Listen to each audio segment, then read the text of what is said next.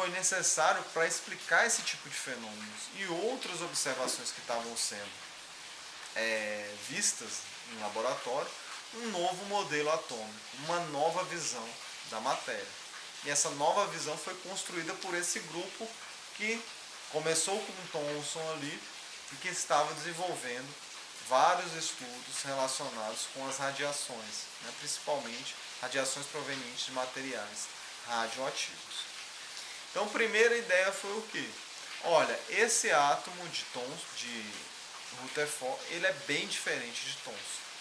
O que ele se difere bastante? O volume que ele ocupa, grande parte desse volume é espaço vazio.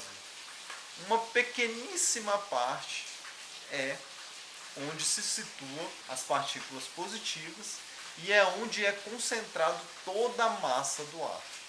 Olha a diferença. Grande parte do átomo, do volume atômico, é espaço vazio.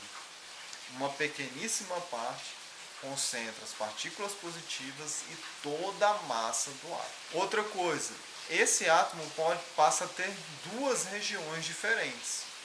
Passa a ter um núcleo, onde estão essas cargas positivas, e passa a ter uma região onde estão os elétrons, conhecida como o quê? Eletrosfera. Eletrosfera nada mais é que a região onde se encontram os elétrons.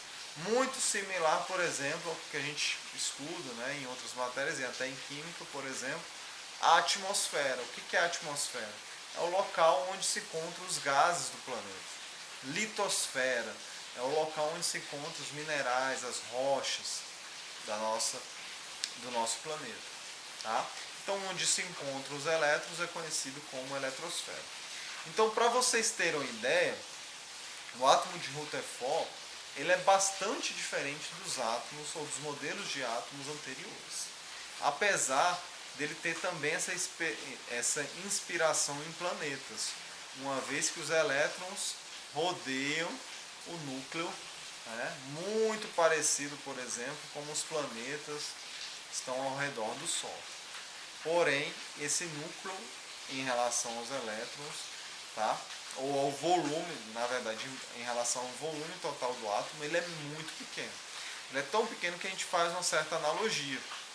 Se a gente pegar o tamanho do átomo, por exemplo, como sendo o Maracanã, esse estádio aqui, o núcleo seria o tamanho de uma pulga aqui no centro.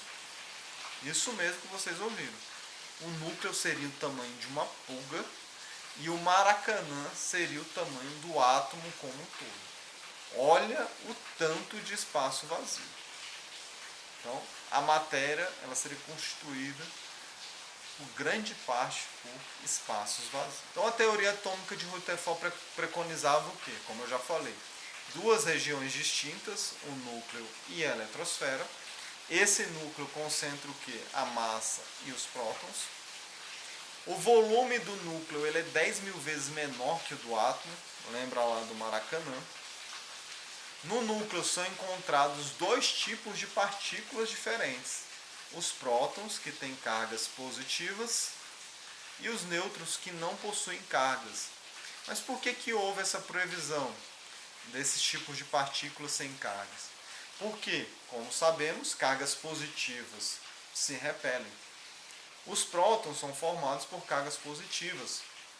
Então, se essa concentração muito próxima de prótons poderia vir a produzir uma repulsão tão grande que esse núcleo poderia não existir. Esses nêutrons eles viriam como uma forma de diminuir essa repulsão entre essas cargas iguais.